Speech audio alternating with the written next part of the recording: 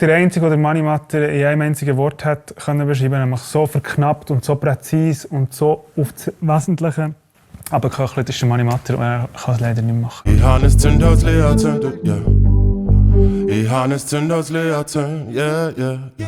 Ich habe ein Zündholz leer gezündet und es hat eine Flamme gegeben. Und ich habe für Zigaretten wollen viel vom Holzli nehmen. Aber das Holzli ist davon gespickt und auf den Teppich gekommen. Ich glaube, das ist auch nicht etwas, was man einfach mal so probiert, sondern ich glaube, da hat man einfach entweder mega Lust drauf oder man lässt es. Ein Lied von jemandem covern finde ich immer relativ schwierig. Es muss irgendwie wirklich etwas anderes sein.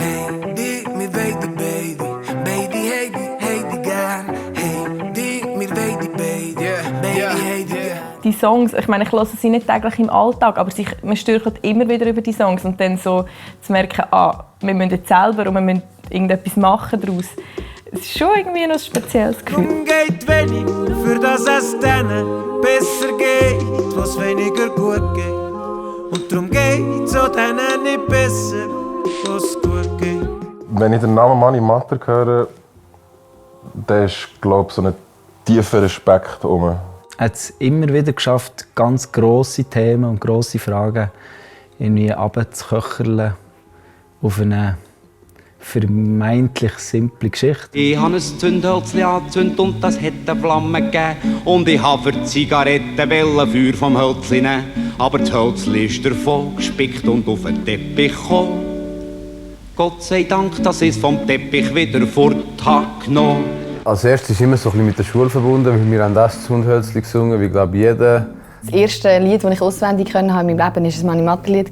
Ich weiss auch, dass oftmals, wenn man irgendwie so Songs hat, in der Schule lernen, ja, dass die gar nicht so fresh waren. Und der Mani Matter hat aber irgendwie immer Spass gemacht, dem seine Songs zu singen. Also für mich waren es eine Zeit lang wie Volkslieder. Ich habe gar nicht geschnallt, dass es da jemanden gibt, der die gemacht hat. Also lustigerweise habe ich als Kind, oder haben wir als Kind eine Mani Matter Coverband gehabt. Und das hat mich jetzt gerade wieder so eingeholt, als ich die Anfrage bekommen habe. Ich muss ganz ehrlich sagen, ich bin null in Berührung mit dem Mani Matter Sound als Kind. Weil meine Eltern haben lieber Rick Astley gehört. Ich bin schon nicht mega mit Schweizer Musik aufgewachsen, aber er war eben so der, wo ich eine CD davon hatte. Mein Name ist Veronica Fusaro, ich bin 25, komme von Thun und bin Musikerin. Es gibt Leute, die würden alle die Wege nie ein Lied vorsingen, so wie ich jetzt hier. Hemmige ist mein Lieblingssong von Matter. Das ist auch der erste Song, den ich bewusst gesungen habe von ihm, halt der Schuh. Sie Hemmige, hey. Ein bisschen mehr Bass als der gleiche. Ein Lied vorsingen, so wie ich singe und kein Preis, nein, Beauties, nein. Gestern ist mir noch mal so eingefahren, so, hey, ich habe den Song schon so viel gespielt und gleich habe ich so das gesunde Menge Respekt, bevor ich singe. Immer so, wow, okay, du singst im Fall einen Song von Mani Matter, so einen schönen, verkack ihn einfach nicht. Wo sie hinbiegen, sie wären vielleicht gerne im Grund genommen frech.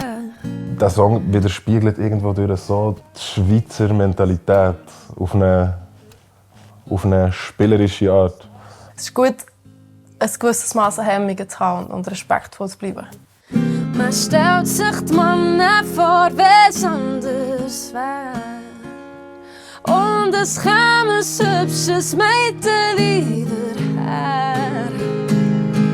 Jetzt schauen wir doch höchstens gleich auf die Beine, weil wir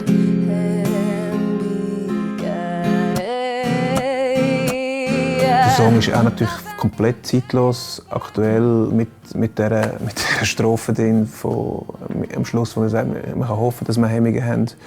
Mega aktuell, gerade wieder jetzt. Schon krass. Willst du noch einen?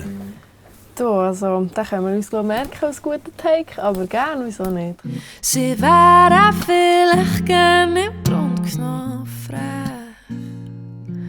und denken, dass sie ihr grosses Pech und es lastet auf ihnen wie einen schweren Stein, dass sie hinbiegen.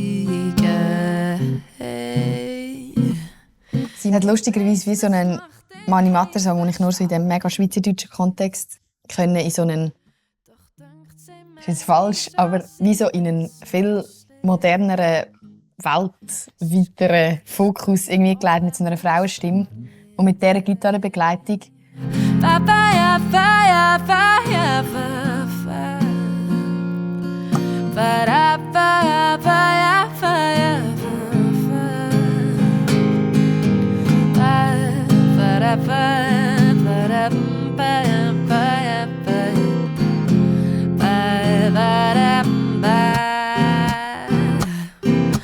wenn man sieht, was heute der Menschheit droht, so sehe ich wirklich schwarz, nicht nur rot.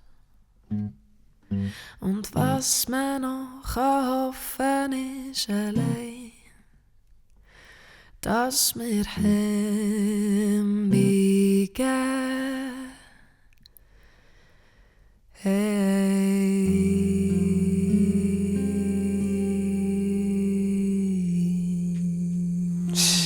Urschön. Wunderschön.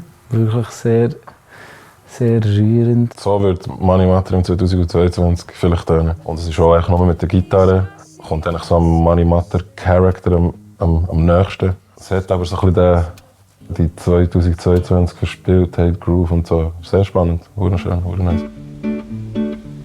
Der Native, 28, Rapper, Musiker. Ich hatte die Ehre, vom Mani Matter Zündhölzli neu zu interpretieren. Ich habe ein Zündhölzli angezündet und das hat eine Flamme gegeben. Und ich habe für die Zigaretten Feuer vom Hölzli nehmen. Aber das Hölzli ist davon gespickt und auf den Teppich gekommen. Und es hat noch fast ein Loch in den Teppich gegeben davon. Ich habe ein Zündhölzli angezündet, ja, ja. Ich habe und dann...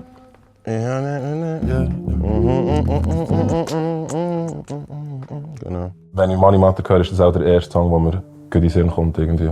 Glücklicherweise musste ich am Text nichts machen. Das war eigentlich noch gäbig. Sobald ich angefangen habe, jetzt in diesen Song einzutauchen, war es eigentlich so. Ja, kannst du anhängen. Ja. Yeah. Ja, man weiss, was passieren kann, wenn man nicht aufpasst mit Feuer und verglühte Zigaretten.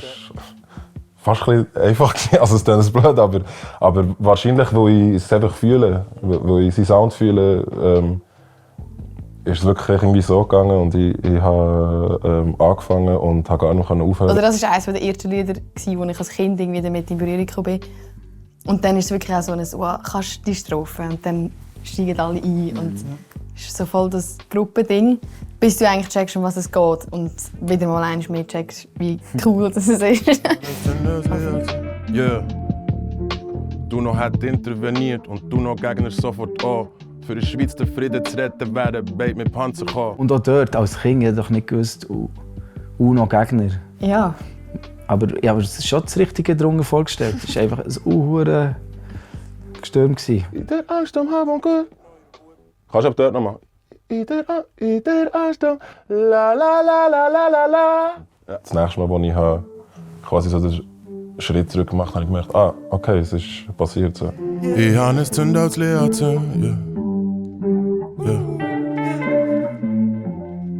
Ich habe ein Zündhölzli angezündet und es hat eine Flamme gegeben. Und ich habe für Zigaretten Feuer vom Hölzli nehmen. Aber das Hölzli ist davon gespickt und auf den Teppich gekommen. Und es hat noch fast ein Loch in den Teppich gegeben davon. Yeah, yeah, yeah, yeah. Ich habe ein Zündhölzli angezündet, yeah. Ich habe ein Zündhölzli angezündet, yeah, yeah, yeah. Ich habe ein Zündhölzli angezündet, yeah.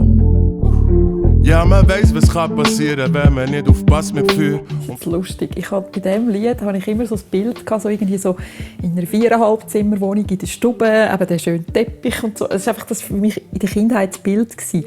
Und jetzt habe ich so irgendwie so an einem verruchten Ort in einem Hinterzimmer. Also es ist gerade ein komplett anderes Bild gekommen. Halt einfach Musik macht Bilder. Er brennt, es hat sie nicht mehr geschützt. Und die Leute wären rumgesprungen in der Angst um Hab und Gut. Hat der gemeint, sie hat einen Feuer gelegt, hat der Stundberg neuer Wut. Mega geiler Flow. So, es eignet sich zum Rap daraus machen. Am Anfang habe ich gedacht, wenn die Melodie ändert von einem Song, der dermassen erfolgreich ist, bin ich mega gespannt, wie es ist gekommen. Aber er hat es mega schön phrasiert, finde ich. Es ist sehr cool aufgegangen.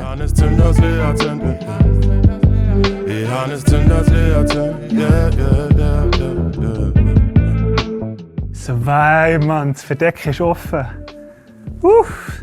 Es bietet sich so krass an, das auch eben so zu rhythmisieren. Und das ist schon etwas mega Cooles. Aber das Hölzli ist der Volksblick da und auf den Teppich gekommen. Gott sei Dank, dass ich's vom Teppich wieder vor Tag genommen. Yes.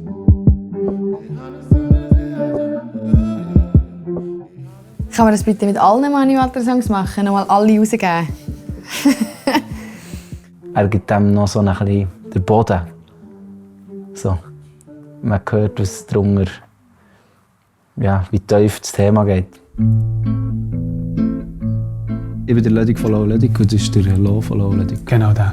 Und ich bin Athena. Aus einem leeren Geigenkasten zieht er sein Instrument und der Kasten verschwindet.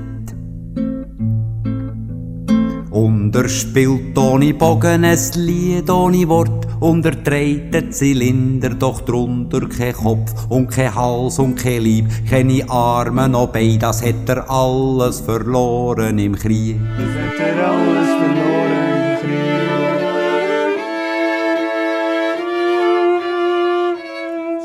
Krieg. Ja, wenn wir aufnehmen. Dann nehmen wir auf. Okay. Nice.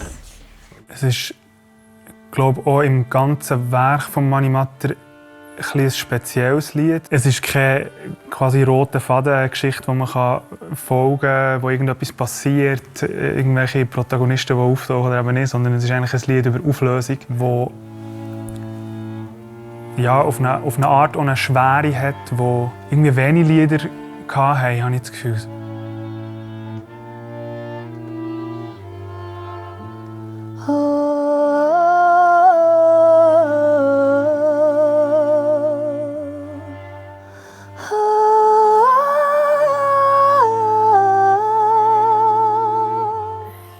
Aus einem leeren Geigenkasten hat für mich so eine unglaubliche Melancholie und Tiefe. Ich habe sehr gerne traurige Lieder. Himmeltraurig am liebsten. Und das ist es ja eigentlich auch. Und gleichzeitig ist es ja, hat es ja auch gleich etwas Schönes, weil die Melodie überlebt, was ich eigentlich mega etwas Schönes finde. Und so bleibt noch sein Lied, nur das ist noch da. Weil ein Zylinder hat er nie kennen gehabt. Ich weiss noch, als Kind ist es so irgendwie das Gefürchtige dran. Hat immer durchgedrückt. Und einfach das, was am Krieg sprachlos macht, hat er eigentlich wieder auf den Punkt gebracht, indem man es eben nicht sagen kann, es löst sich alles auf. Und dann ist so, was ist genau? Es ist nichts, nur das Lied. Das hat er alles verloren im Krieg.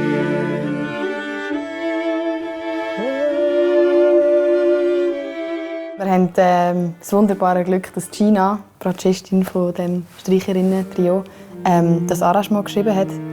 Und wir sind zu dritt, wo wir in den Raum kamen, wo sie schon am Aufstellen waren und so ein bisschen einspielen, haben wir so festgestellt, das ist jetzt etwas, das wirklich nie seine Magie verliert. Aus einem leeren Geigenkasten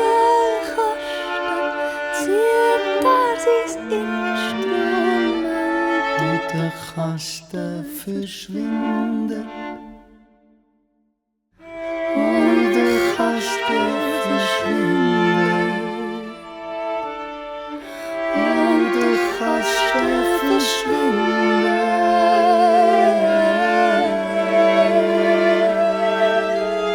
Das Original ist schon traurig und das macht gerade nochmal so, wow, der arme Keib. Also so ist es mir jetzt gegangen. Ich musste schon wieder fast heulen.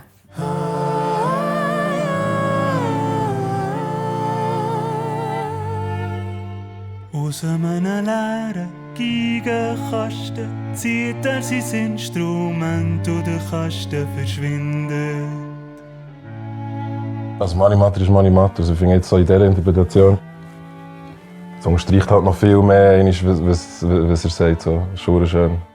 Und spielt ohne Bogen ein Lied ohne Wort und dreht den Zylinder, doch drungen kein Kopf und kein Hals und kein Leib, keine Arme noch Beine. Sehr fesselnde Version. Was mich flasht, ist, dass durch die Streicher die Todesstimmung voll verbreitet wird. Also für mich ist das der Tod. Also gut gemeint, so interpretiert. Und so blieb noch sein Lied, nur das ist noch da. Denn auch ein Zylinder hätte nie können Ja, hure schön. Mega schön. Sie singt wie eine Göttin, die anderen Jungs nicht, aber sie singen auch geil. Und sie haben es geschafft, das für mich gefühlsmäßig nochmal auf ein Level zu bringen. Was ja aber das Coole von Animator war, dass alles zugänglich war durch die Art und Weise, wie er es interpretiert hat. Mein Name ist Loco Escrito, ich bin Musiker, mache Reggaeton. Heidi, mir weidi, beidi, Heidi gern. Er ist grosser Held im Sport, ich probiere es mehr mit Wort. Ich finde Heidi mega coolen Inhalt. Auch das Wortspiel ist mega, also es bleibt einem gerade sehr. Und dann auch wollen, dass es mal wirklich kommerziell umsetzen, in meinem Fall auf einen Reggaeton. Er wohnt an der gleichen Gast, yeah. Und ich bin mit dir in Klasse, So ist es, dass wir gerade beide das Herz und die verloren haben, meine Heidi. Und ist ein geiles Projekt. Also ich weiss auch, dass das für einen Schweizer sehr gross ist. Und ich bin auch Schweizer und von der Kultur, also es war wie eine Möglichkeit gewesen, helfen, Schweizer Kultur erhalten zu behalten. Heidi, jetzt entschließ ich dich. Hey, was ist Heidi? Komm, mach entscheid dich. Weil du weißt, beide weidi, doch beide kannst nicht haben. Das war recht gut, glaube ich. Das Beispiel, dass zwei sie wollen und es ist schon etwas, was in vielen Leuten schon mal passiert ist, dass man so nicht weiss, okay, wer will ich. Und dann noch die Unterschied, dass halt eben die verschiedenen Typen können gleich in einem Mensch Interesse erwecken. Jetzt können wir. Es hätte nicht weitergehen, wir können schon weitergehen jetzt. Dann gehen wir. Ja, los. Yeah. Es hätte nicht weitergehen. Es hätte nicht weitergehen. Es hat jetzt voll Zürich-Deutsch gestimmt. Es hätte nicht weitergehen. Das ist jetzt nicht ein Song, den du auf Zürich-Deutsch machen kannst. Das hatte ich ein bisschen Mühe gehabt, jetzt noch, weil gewisse Sachen du dann gleich irgendwie das Zürich-Deutsch noch durchdrückt. Was auch okay gewesen wäre, aber wir haben es jetzt schon probiert, so authentisch. Also ich bin gespannt auf die Berner Feedbacks. Man hört schon, dass es nicht Berndeutsch ist, finde ich. Aber er hat sich mega Mühe gegeben. Also ich finde jetzt, man hat jetzt nicht einen Unterschied gemerkt, dass er nicht Berndeutsch redet normalerweise.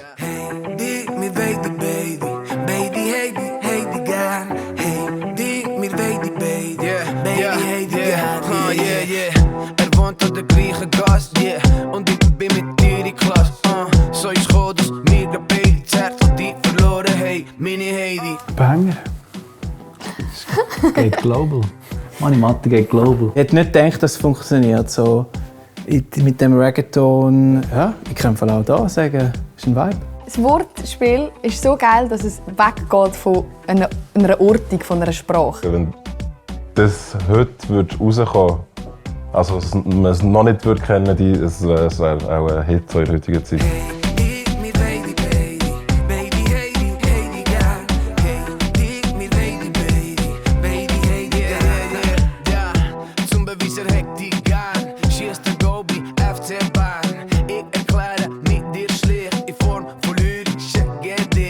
Ich frage mich, welcher ist der Loco? Weil er ist ja dann Musiker, aber präsentiert gerne seinen durchtrainierten Body auf der Bühne.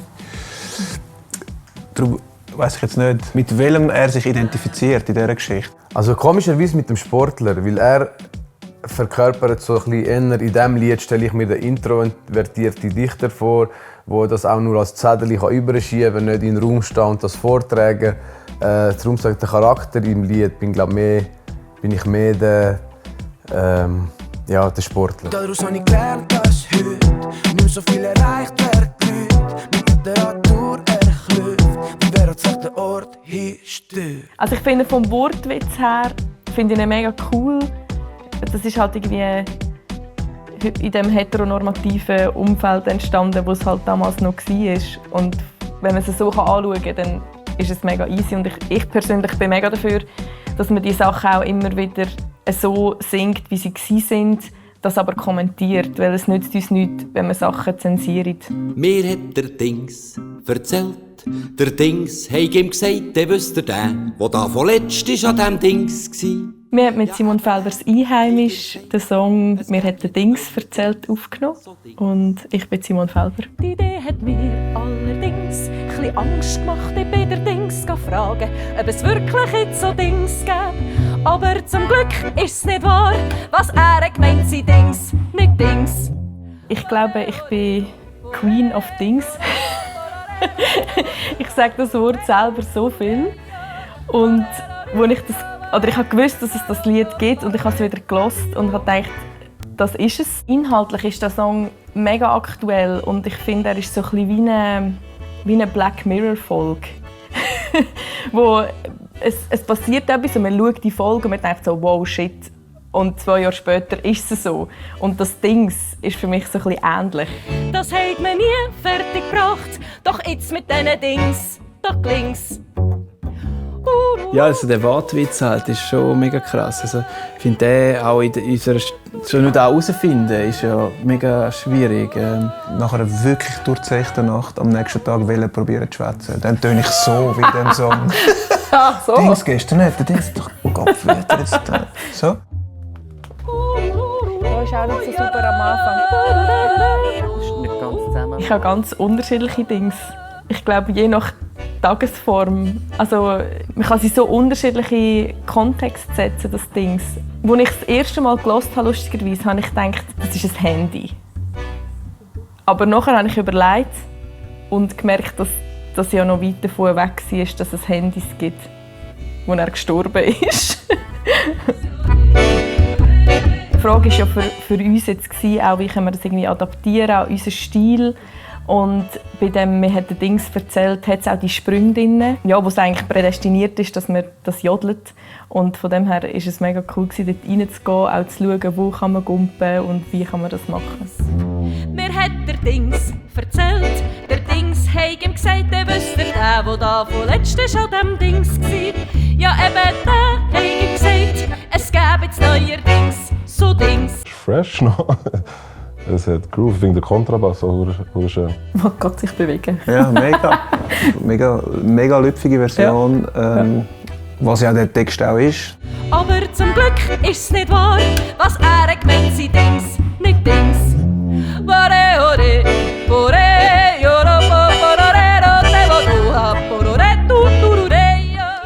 Ich gehe da jodeln bei meinem Trackman.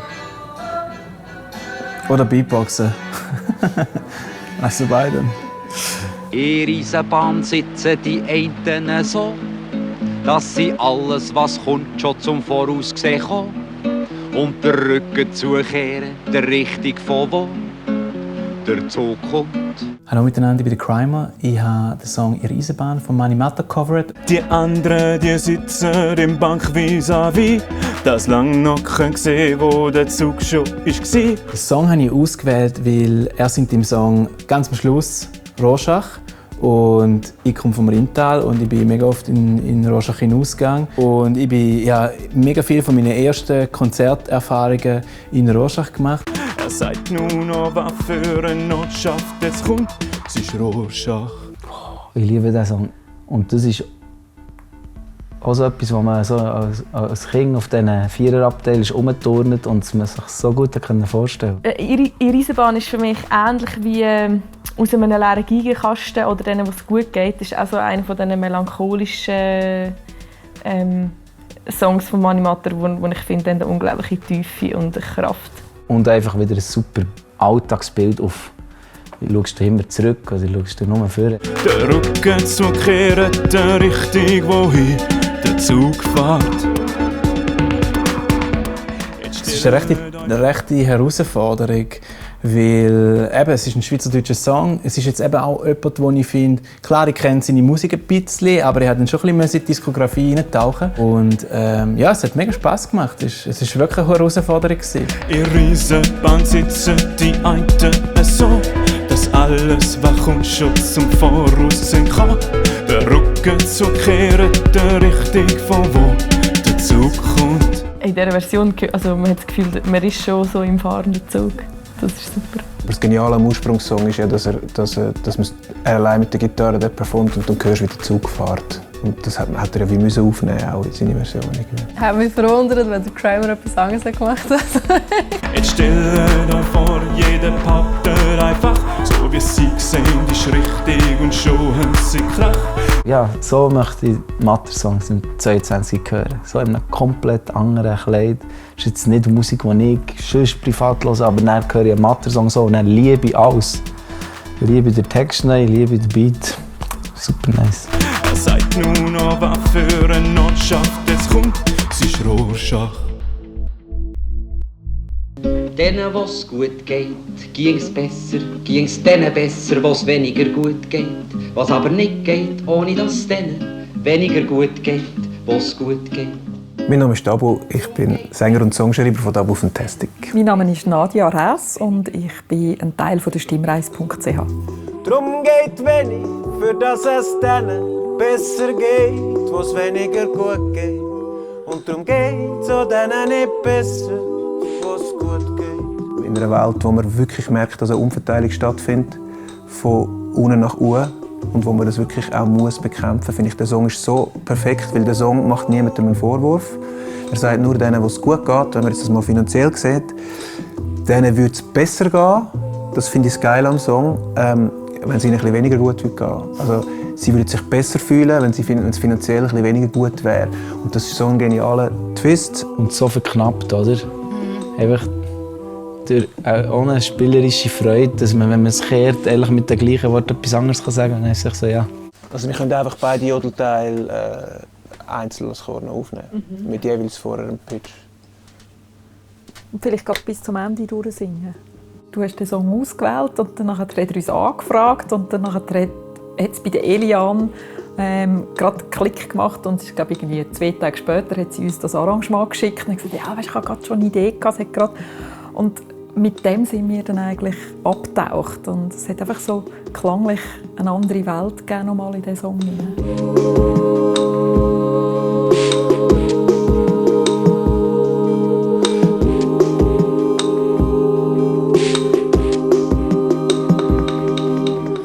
Von der Schwere her hat es so eine schwere Stimmung. Finde ich auch mega cool. Also der Jodel, also die wie soll ich sagen, die Kreativität drin ist hure geil.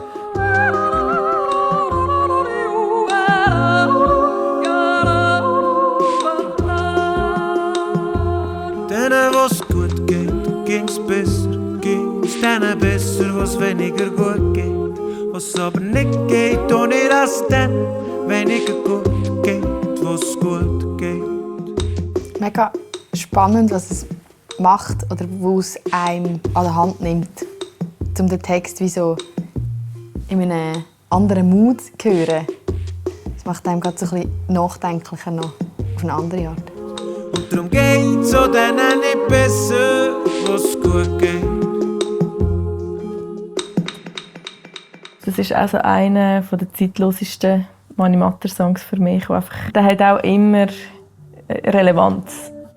Stell dir mal vor, so das Grundrecht wären alles Mani-Matter-Songtexte. Was denn die Welt wäre. Hure geil.